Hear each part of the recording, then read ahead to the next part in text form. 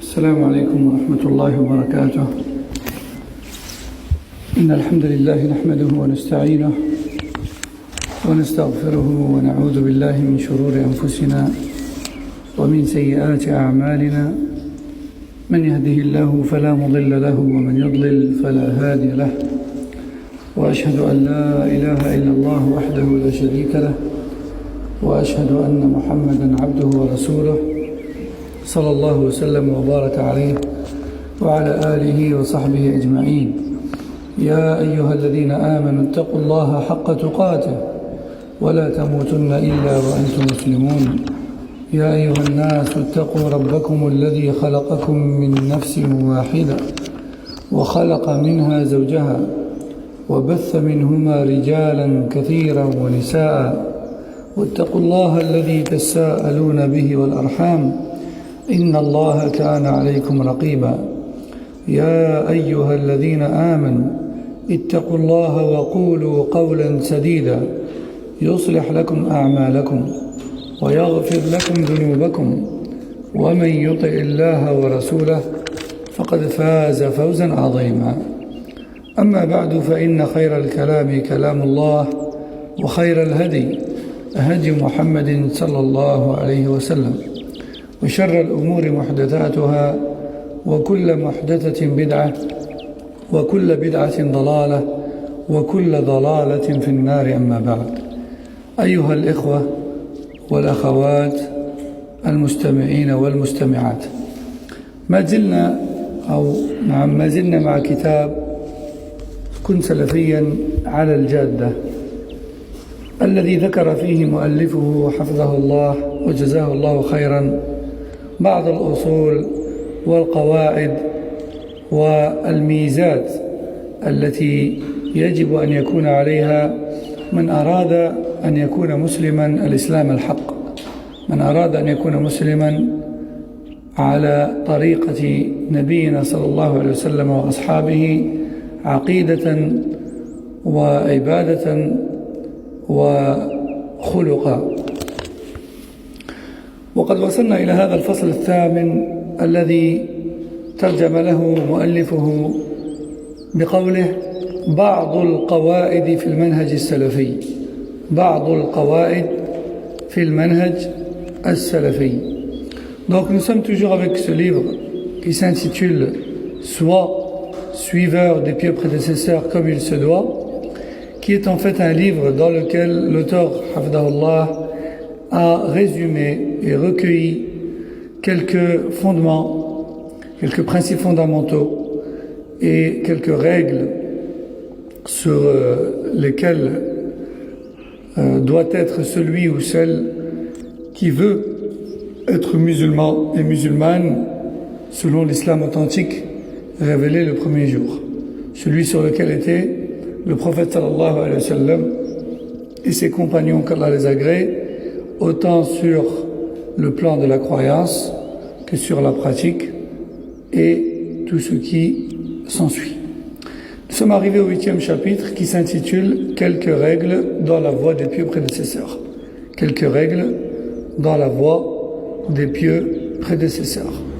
القاعدة الأولى قاعدة في الأمر بالمعروف والنهي عن المنكر، أو بصفة أخرى قاعدة في النصيحة. قاعدة في النصيحة.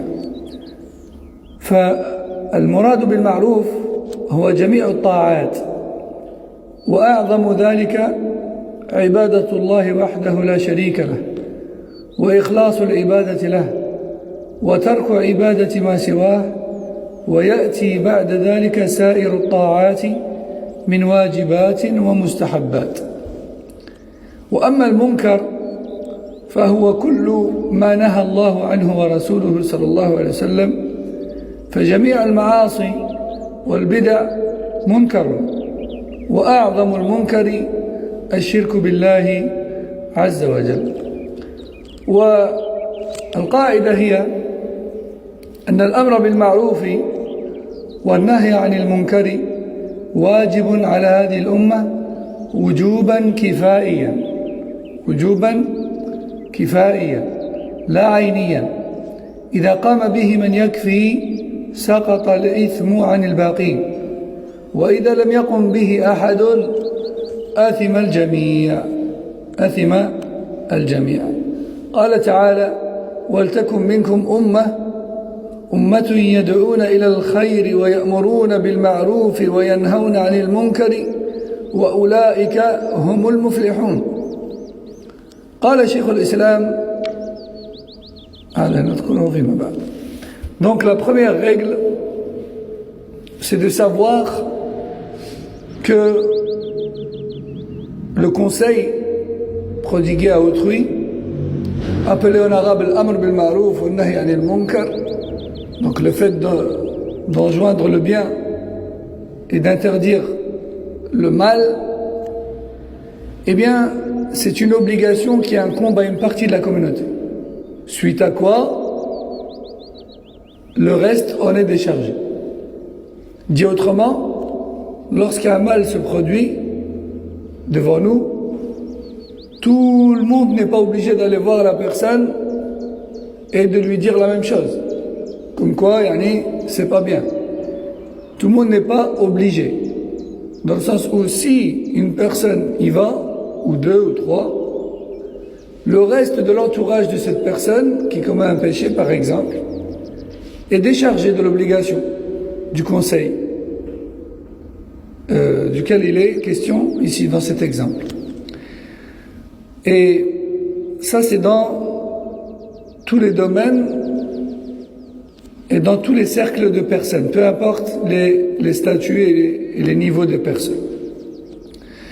Donc, le fait d'ordonner le bien et d'interdire le mal est une obligation qui incombe à une partie de la communauté, suite à quoi le reste en est déchargé. Si une partie s'en occupe, alors l'obligation est faite. Si personne ne s'en occupe, alors tout le monde est dans le péché. Tout le monde est dans le péché.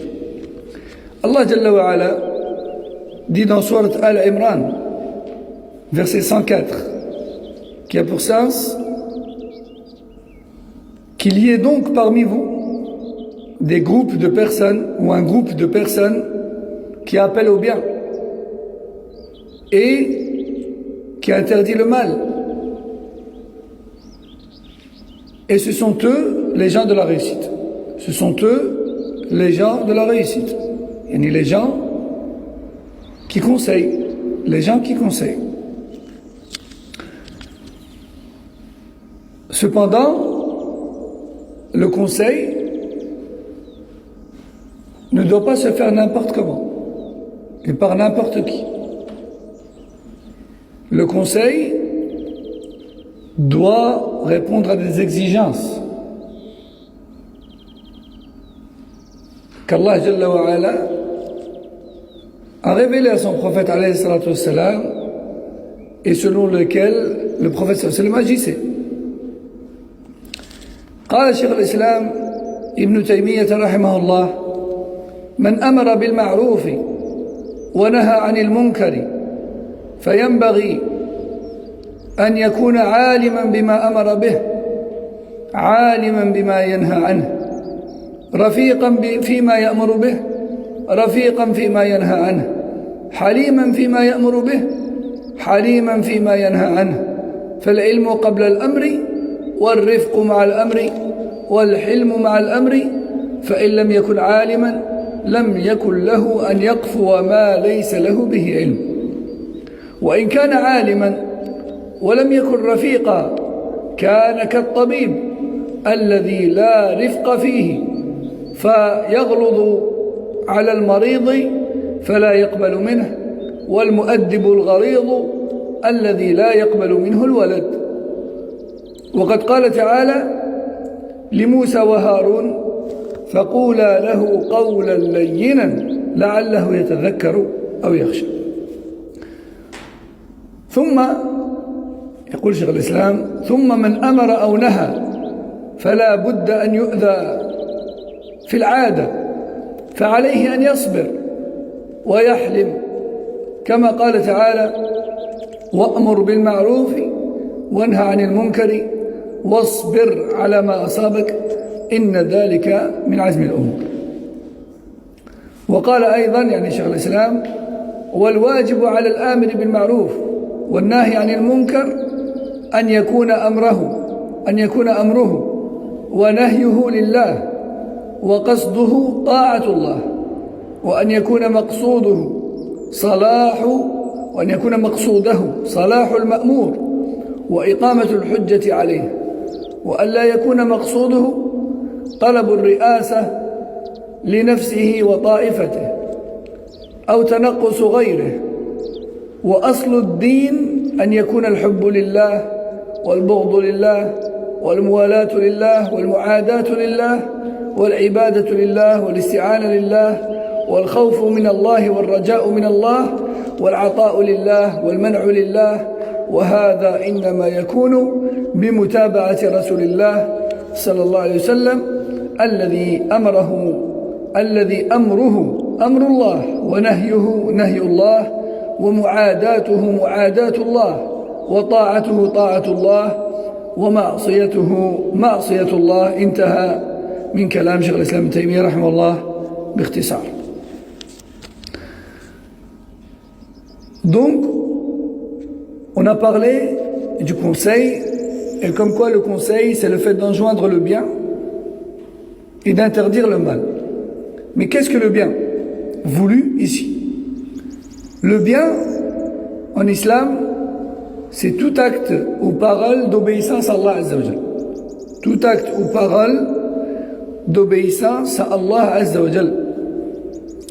Et à la tête du bien, il y a l'adoration d'Allah seul et le délaissement de tout type d'association à Allah. Puis après cela, après le monothéisme pur, vient le reste des bonnes actions, qu'elles soient de l'ordre des obligatoires ou des recommandations. Donc c'est ça le bien. Le bien, c'est tout ce qu'Allah aime et agrée. Et à la tête du bien, il y a le tawhid. À la tête du bien, il y a le tawhid. Parce que c'est pour ça qu'on existe. Quant au mal, eh bien c'est tout ce qu'Allah et son messager nous ont interdit. Tous les péchés, les innovations sont un mal. Donc je répète, le mal, c'est tout ce qu'Allah et son messager ont interdit. Et à la tête du mal, il y a quoi?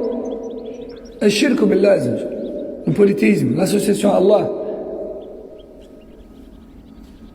Le plus grand des ordres d'Allah, c'est le tawhid, qui consiste à adorer Allah seul. Et le plus grand des interdits d'Allah, c'est le shirk, qui consiste à associer à Allah. Allah tabarak wa ta'ala dit dans le Coran: fa'budullaha wa la tushriku bihi shay'an. Adorez donc Allah seul et ne lui associez rien. Dans ce verset, disent les ulama, il a joint entre la plus grande des obligations et des bonnes actions, en nous l'ordonnant, et le plus grand des péchés et le plus grave, en nous l'interdisant.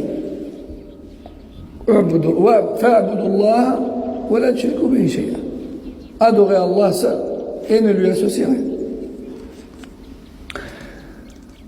Cheikh l'Islam Ibn Taymiyyah rahimahullah nous dit: celui qui conseille autrui doit connaître correctement le sujet dans lequel il parle, que ce soit un ordre ou une interdiction. Et après le savoir, il se doit d'être rafiq, c'est-à-dire doux avec celui qu'il conseille. Il doit être doux envers lui dans les paroles et les actes, et aussi le pousser vers le plus facile et le plus simple parmi ce qu'Allah Azza wa Jal a légiféré. C'est ça le rifq. Le rifq, c'est l'in al-janib bil-qawl wal-fi'l wal-akhdh bil-ashal wa huwa ضد al-'unf. Le rifq que Cheikh l'Islam Ibn Taymiyyah nous dit ici, Et le rifq duquel doit se parer celui qui conseille les gens, c'est la douceur à travers les paroles et les actes, et de faciliter toujours aux gens la compréhension et aussi ce qu'ils doivent faire en matière de religion. Bien sûr, quand on dit faciliter, c'est-à-dire les informer de ce qu'Allah a prescrit comme législation facile. Et le contraire de rifq, c'est l'unf, c'est la dureté. Le contraire de rifq, c'est la dureté. Hein, c'est comme lorsqu'on voit une personne, mathalan, elle vient de commencer la prière, hein, et elle vient à la mosquée, masha'Allah, elle fait ses piliers, elle fait ses obligations, elle dit ça va, sa prière, on peut dire elle est valide. Et puis il y en a un qui vient et lui dit non, quand tu t'assois, tu dois mettre ton pied comme ça, pas comme ça, tu dois lever le droit, coucher le gauche. Mathalan, quand tu te relèves du ruku, il faut que tu remettes tes mains sur ta poitrine, sinon c'est pas bon, kana. Fais de la dureté, fais preuve de dureté envers cette personne. Alors que ce qu'il lui a cité là, certes c'est bien, mais ce sont des sunnah, ce sont des recommandations dans la prière. Il se peut qu'à cause de cette dureté de cette personne, il se peut que cette personne-là soit déçue, blessée, peut-être choquée, et peut-être même qu'elle ne va plus venir à la mosquée, petit à petit, shaitan va l'affaiblir, elle va laisser la prière. Alors où est le rifq? Certes, la personne lui a enjoint quelque chose de bien, ça, mais elle l'a mal fait. Il ne suffit pas de connaître, il faut aussi savoir agir. Donc Cheikh l'Islam Ibn Taymiyyah nous dit, celui qui conseille autrui doit parfaitement connaître ce de quoi il parle, et il doit faire preuve de rifq, de douceur, que cela soit un ordre ou une interdiction. Tout comme il doit également faire preuve de hilm. والحلم هو ضبط النفس والأنات. الحلم c'est quoi? C'est le fait de savoir se contrôler et d'être prudent dans la façon de parler et dans l'enseignement. Il faut être prudent et il faut être patient.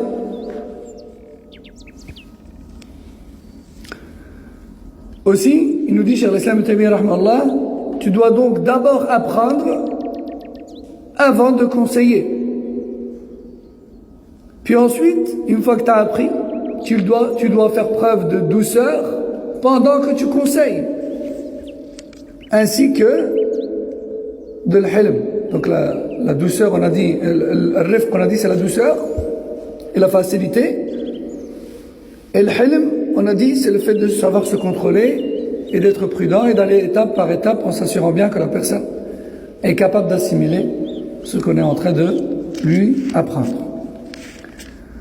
Cheikh l'Islam Ibn Taymiyyah continue, il dit, si la personne ne connaît pas parfaitement le sujet qu'elle traite, alors elle n'a pas le droit de parler avec ignorance. Et si la personne maîtrise le sujet duquel elle parle, mais qu'elle n'a pas de douceur, alors là encore une fois non plus, elle ne devait pas parler, car elle sera semblable à un médecin qui n'est pas doux avec ses patients. Et de ce fait, le malade n'accepte pas de lui. Ou encore, elle est semblable à l'éducateur qui est trop dur avec l'enfant qui lui non plus n'accepte pas de lui. Allah Jalla wa Ala a ordonné à Moussa et Haroun, lorsqu'il les a envoyés à Pharaon, le pire des hommes, ayant foulé la terre, Pharaon. Et malgré ça, Allah Jalla wa Ala a dit à Moussa et Haroun, ce qui a pour sens, allez-y chez Pharaon et dites-lui une parole douce, peut-être va-t-il se rappeler ou craindre Allah. Même Pharaon a eu droit à une parole douce, alors c'est le pire des hommes. Et pas le musulman, pas ton frère musulman, pas ta soeur musulmane, pas tes parents, pas tes amis musulmans, ils n'ont pas droit à une douceur. Pharaon, il a droit à la douceur. Et de la part de deux prophètes, et pas le musulman. Et quand j'entends par exemple certains parents qui disent « Oh, mon enfant, il s'est mis dans la religion, mais il est devenu dur, il est devenu difficile. Hein, il ne répond pas au salam, il dit vous n'êtes pas dans le vrai islam, Kada, il ne s'assoit pas avec eux. » Très dur, il fait preuve de dureté. C'est pas ça l'islam. Sous prétexte que lui, il a découvert le sunnah.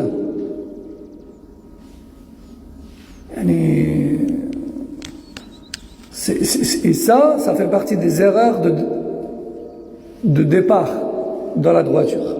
Ça fait partie des erreurs dans le départ et dans le commencement dans la droiture, la dureté. Et si on cherche, peut-être que ce jeune homme, peut-être que, masha'Allah, Allah Azza wa Jal lui a mis sur sa route des personnes douces et sages qui lui ont appris. Donc lui, il a bien profité de la douceur de ceux qui lui ont appris. En revanche, lui, il fait subir la dureté par après à sa famille et aux gens qu'il rencontre. Et ça, c'est pas juste de sa part. Ça fait pas partie du comportement de l'islam. Ensuite, Cheikh al-Islam Ibn Taymiyyah rahimahullah nous dit: ensuite, celui qui conseille autrui subira inévitablement des préjudices de la part des gens qu'il conseille. Alors il devra patienter. Comme Allah Azza wa Jalla a dit dans Surat Luqman, verset 17, qui a pour sens, en interpellant le prophète sallallahu alayhi wa sallam, enjoint le convenable et interdit le blâmable et patiente face à ce que tu subis et sache que cela fait partie de la moindre des choses. Fin de citation de la parole sur l'islam de Taymiyyah rahimahullah ta'ala. Dans un autre passage, il dit aussi rahimahullah: il t'incombe comme obligation, si tu conseilles autrui, de chercher à travers cela uniquement l'agrément d'Allah Azza wa Jalla et pas autre chose. Tu ne dois rechercher à travers tes conseils que l'agrément d'Allah et la réforme de la personne concernée et l'établissement de la preuve sur elle. Tu ne dois pas rechercher le respect des gens, la notoriété, la reconnaissance, ou d'être considéré comme plus haut que les autres, et ainsi de rabaisser les autres. Cheikh al-Islam Ibn Taymiyyah dit: et la base de l'islam, c'est justement de n'aimer que pour Allah, de détester que pour Allah, de prendre pour allié que pour Allah, de prendre pour ennemi que pour Allah, de n'adorer qu'Allah, de rechercher l'aide que d'Allah, de n'avoir peur que d'Allah, de n'espérer que d'Allah, de ne donner que pour plaire à Allah et de priver que pour plaire à Allah. Donc, tout ce que tu fais ne doit être que pour agréer Allah Azza wa Jal. Et on ajoute à cela la manière de faire du prophète sallallahu alayhi wa sallam dans chacun de ses actes. Donc, tu ne fais que pour Allah, que pour plaire à Allah, mais attention, pas n'importe comment, comme le messager d'Allah sallallahu alayhi wa sallam.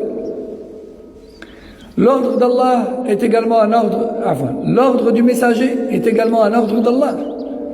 Et l'interdiction du messager est également l'interdiction d'Allah. L'obéissance au messager est aussi une obéissance à Allah, tout comme la désobéissance au messager est également une désobéissance à Allah. Fin de citation. إذن هذه القاعدة الأولى وهي أن الأمر بالمعروف والنهي عن المنكر واجب وجوبا كفائيا، وأن من صفات الداعي الناصح الإخلاص لله في ذلك، بأن يكون قصده إقامة دين الله وإصلاح العباد وليس الانتصار لنفسه. وكذلك العلم والرفق والحكمة والحلم، وهو ضبط النفس والأنات، والرفق وهو لين الجانب، وكذلك الصبر، وأن يكون هو أول من يمتثل دعوته. Donc ceci était la première règle parmi les quelques règles citées, à savoir que le conseil apporté à celui qui est dans l'erreur est une obligation qui incombe à une partie de la communauté, suite à quoi le reste en est déchargé. Et aussi, bien sûr, on a vu que celui qui conseille autrui ou qui prêche à petite ou à grande échelle, et comme dit Cheikh Al-Uthaymin rahimahullah, toute personne est d'une manière ou d'une autre prêcheur dans la religion d'Allah Azza wa Jal, à travers sa pratique, son comportement, que tu le veuilles ou non. Tu prêches en fait, car les gens te voient, tu représentes quelque chose. Cheikh Al-Uthaymin rahimahullah dit même à travers ton adoration, ta prière, à travers ton comportement, à travers ta démarche, en fait, sans le savoir, tu es en train de prêcher. Car les gens, une partie des gens te prennent pour exemple. Donc, tout ça, ce sont des choses à prendre en compte. Et donc, on a dit quoi? On a dit que le prêcheur et celui qui conseille autrui doit veiller à certains traits de caractère, ou plutôt à certaines manières d'être, à savoir tout d'abord d'agir uniquement dans le but de plaire à Allah, c'est-à-dire de vouloir concrétiser l'obéissance à Allah sur terre et la réforme des gens, et non pas de vouloir être vu ou entendu ou reconnu ou plus respecté qu'un autre. Donc ça c'est la première condition. Ensuite aussi, parmi les choses auxquelles tu dois absolument avoir recours si tu veux conseiller autrui, c'est d'apprendre correctement au moins le sujet dans lequel tu veux parler au conseiller. Ensuite, al-rifq, comme on a dit, al-rifq c'est la douceur. Ensuite, al-hikmah, qui est la sagesse. La sagesse, c'est le fait de dire ce qu'il faut, comme il faut, et quand il le faut. Non, pas tu parles à une personne, et maintenant tu as un conseil à lui donner, et tu choisis le moment où elle est énervée. Le moment où elle est énervée, tu viens, tu lui dis, écoute, telle chose, tu l'as fait mal. Ou telle chose, c'est pas bien. Il y a plus qu'une chance sur deux qu'il refuse. Ça, là. Ou là, maintenant, tu lui dis d'une mauvaise manière. Ou là, tu lui dis au mauvais endroit, devant les gens, maintenant. T'attends pas qu'il soit seul. Tout ça, ça fait partie de l'hikmah. Aussi, al-hilm. Al-hilm, on a dit, c'est dabt al-nafs ou al-anat. C'est le fait de se contrôler et d'être prudent dans les étapes. Les étapes par lesquelles on passe dans l'enseignement de la personne. Aussi, enfin, comme dit Cheikh Al-Uthaymin rahimahullah, parmi les caractéristiques que tu te dois de développer en toi, si tu conseilles les gens, c'est d'être le premier à appliquer ce que tu enjoins aux gens. D'être le premier à appliquer ta da'wah. طيب القاعدة الثانية وهي آخر ما نأخذه اليوم إن شاء الله قاعدة في العبادات وهذه القاعدة هي أن العبادات مبناها على التوقيف فالله عز وجل أمر باتباع الرسول صلى الله عليه وسلم والمقصود باتباع الرسول صلى الله عليه وسلم فيما كان مقصودا من فعله للقربة لا للعادة قال تعالى قل إن كنتم تحبون الله فاتبعوني يحببكم الله ويغفر لكم ذنوبكم وقال تعالى ومن يطع الله ورسوله يدخله جنات تجري من تحتها الأنهار خالدين فيها وذلك الفوز العظيم وفي الصحيحين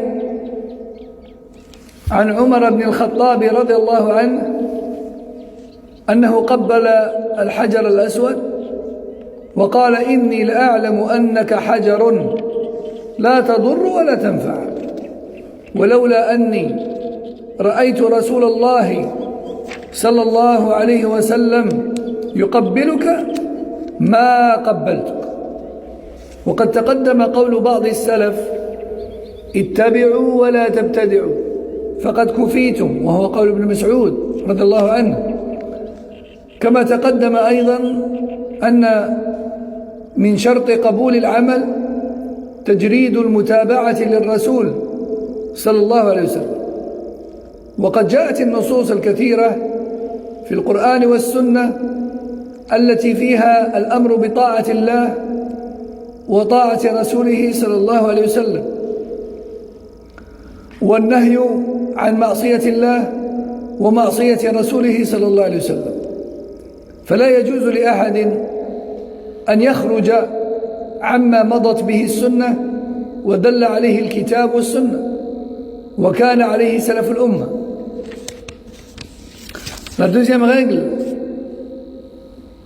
est une règle dans le domaine des adorations de façon générale, le culte islamique. Le culte islamique est obligatoirement restreint à ce qui est stipulé dans les textes de la révélation. Dit autrement, il n'est permis de pratiquer comme culte en tant que musulman que ce qui est stipulé dans le Coran ou la Sunna. Rien d'autre. Il n'existe pas en islam de j'adore Allah à ma manière. Il n'existe pas en islam de moi je trouve que c'est bien. Non. Allah Azza wa Jalla dit ya ayyuha alladhina amanu ati'u Allah wa ati'u ar-rasul wa la tubtilu a'malakum. Obéissez à Allah et obéissez aux messagers et n'annulez pas vos actes. قال بعض العلماء منهم الشيخ محمد جميل زينو رحمه الله في كتابه العقيدة الإسلامية المراد في هذه الآية بلا تبطلوا أعمالكم يعني بالبدع لا تعبدوا الله إلا بأمر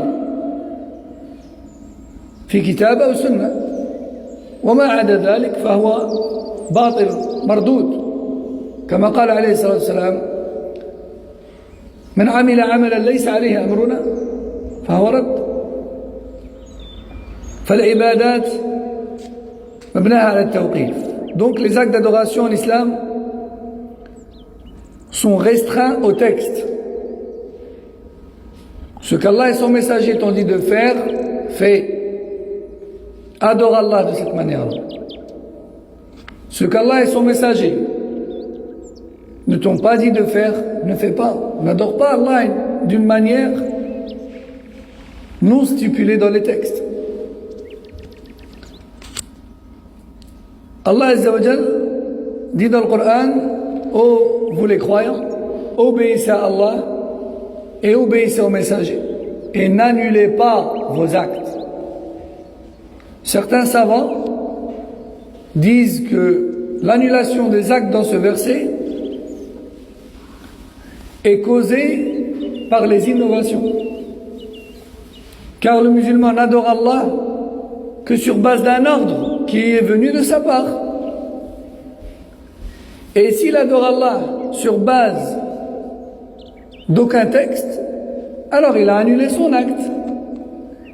Et c'est pour ça que le prophète sallallahu alayhi wa sallam a dit celui qui pratique en islam une chose que je n'ai pas enseignée, cela verra rejeté et refusé par Allah. Rapporté par Bukhari et Muslim, d'après Aïcha, qu'Allah l'a dit. Donc ça c'est une règle de base que beaucoup de musulmans ignorent. Le culte islamique est restreint aux textes. Quels sont les textes? Al-Qur'an et les hadiths authentiques. Les hadiths authentiques. Allah Azza wa Jal dit dans le Coran, ce qui a pour sens, dis-leur, ô toi le prophète, si vous aimez véritablement Allah, alors suivez-moi à la trace. Allah vous aimera en retour et vous pardonnera vos péchés. Donc quel est le seul moyen de se faire aimer par Allah, accepter nos actes d'adoration et pardonner nos péchés? Le seul moyen, c'est quoi? Hein? Le suivi du prophète sallallahu alayhi wa sallam à la trace. Il n'y a pas deux moyens, il y en a un seul. Tariq wahid. Il y a un seul chemin.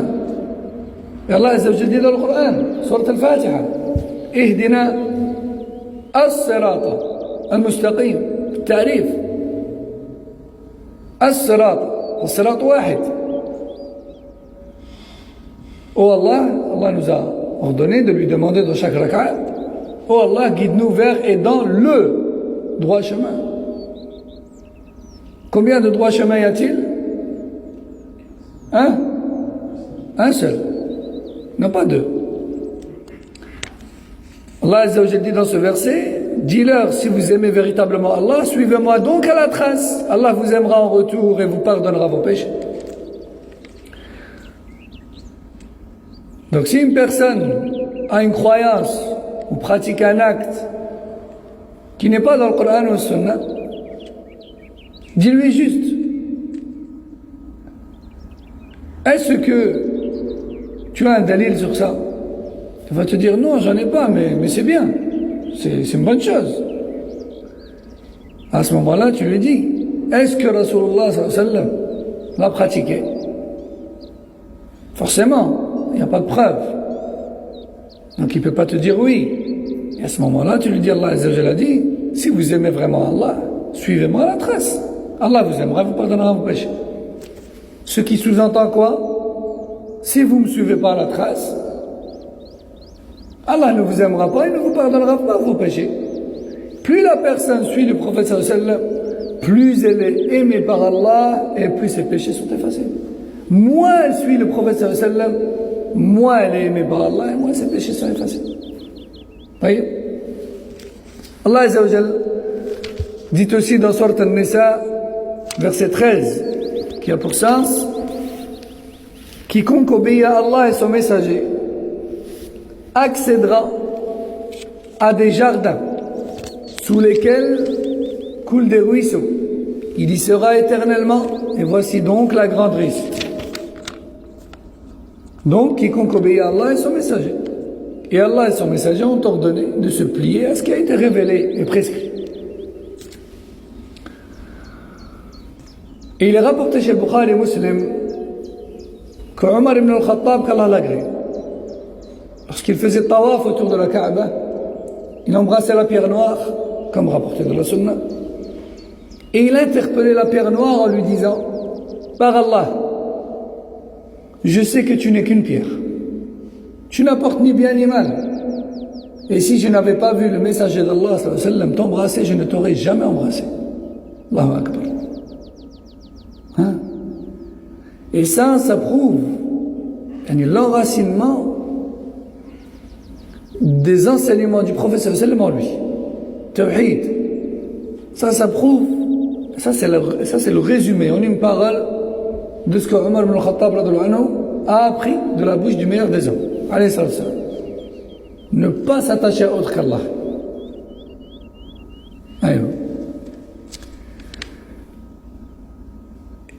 Et il a été rapporté, comme on l'a cité au début dans le livre, pour ceux qui s'en rappellent, que certains salafs ont dit, suivez donc les premiers de la communauté dans la pratique islamique et n'innovez pas, car ce qu'ils ont fait vous suffit. Et c'était une parole d'Ibn Mas'ud qu'Allah l'a gardée. Aussi, on a vu auparavant que parmi les conditions d'acceptation des actes d'adoration de la part d'Allah, il y a le suivi à la trace de la manière de faire du prophète sallallahu alayhi wa sallam. Et énormément de textes dans le Coran ou le Sunna sont rapportés incitant à l'obéissance d'Allah et de son messager et interdisant la désobéissance à Allah et son messager. Il est donc interdit pour quiconque de contredire le Coran ou le Sunna. Alors c'est pourrait qu'une personne qui fait une bid'a te dise, oh, mais je contredis quoi? Je contredis quel verset, quel hadith? Je contredis rien. Dans mon acte, je ne fais pas une chose qu'Allah m'a dit de ne pas faire. La réponse est si. Bien sûr que si. tu contredis l'ordre du prophète sallallahu alayhi wa sallam, ou plutôt l'interdiction du prophète sallallahu alayhi wa sallam, man ahdatha fi amrina hadha ma laysa minhu fahuwa radd. Quiconque introduit une nouveauté dans notre religion, cela verra rejeté. Et il dit aussi, kullu muhdatha bid'a wa kullu bid'a dalala kullu dalala fi an-nar.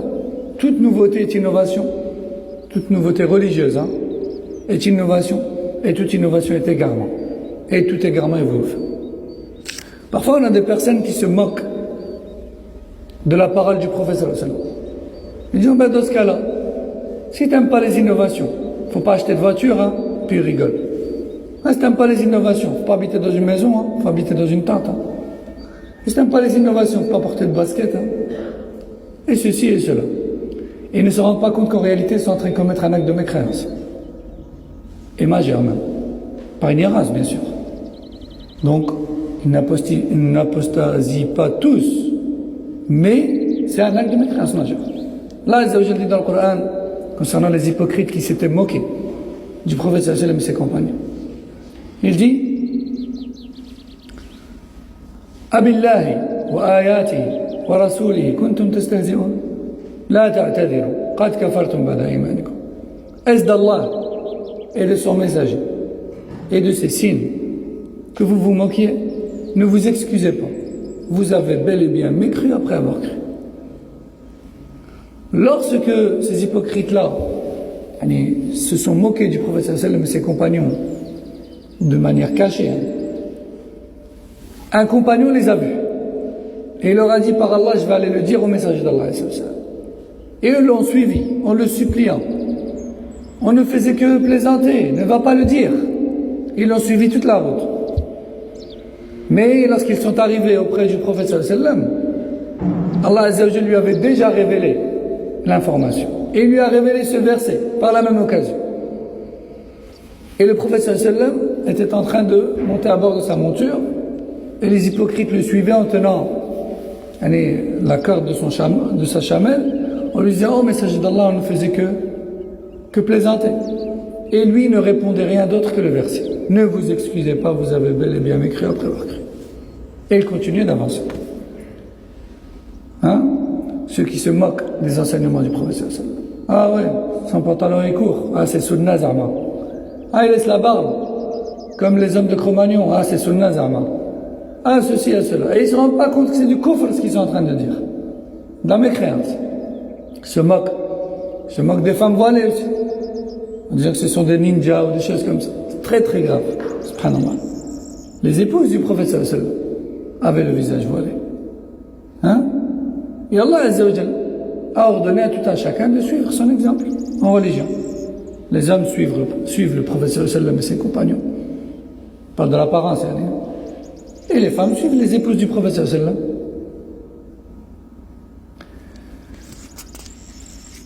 sallam. Même des exemples, il y en a énormément. Et on n'a pas assez de temps pour les citer. Mais ceci dit, le musulman sincère se restreint au texte. Il se restreint au texte. On va se suffire de cela pour aujourd'hui, Inch'Allah. Subhanakallahumma bihamdik. Ashhadu an la ilaha illa ant. Astaghfiruka wa atubu ilayk. Wa sallallahu wa sallam ala nabiyyina Muhammad wa ala alihi wa sahbihi. Wassalamu alaykum wa rahmatullahi wa barakatuh.